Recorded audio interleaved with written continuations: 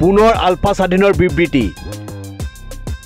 সংবাদ মাধ্যমসমূহক প্ৰকৃত সত্যৰ ওপৰত নিৰ্ভৰ কৰি বাতৰি পৰিৱেশন কৰিবলৈ আহ্বান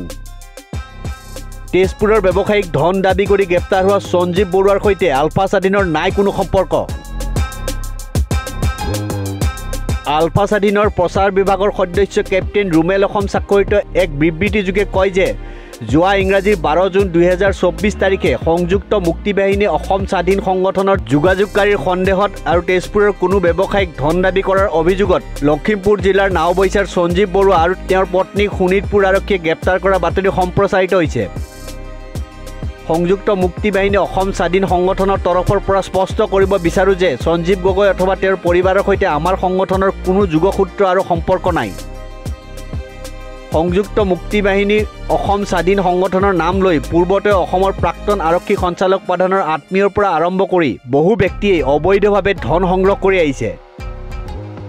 গতিকে কেৱল আৰক্ষী আৰু অভিযুক্তৰ আত্মপক্ষৰ সমৰ্থন তথা নিৰ্দোষী প্ৰতিষ্ঠাৰ বাবে অভিযুক্তৰ ভাষ্যৰ ওপৰত নিৰ্ভৰ কৰিয়ে প্ৰকৃত সত্য উদ্ঘাটন নকৰাকৈ এনে ধৰণৰ বাতৰি সম্প্ৰচাৰ নকৰিবলৈ অসমৰ সংবাদ প্ৰতিষ্ঠানসমূহক বিনম্ৰতাৰে আহ্বান জনালো নিউজ ডেস্ক ৰিপোৰ্ট নিউজ 13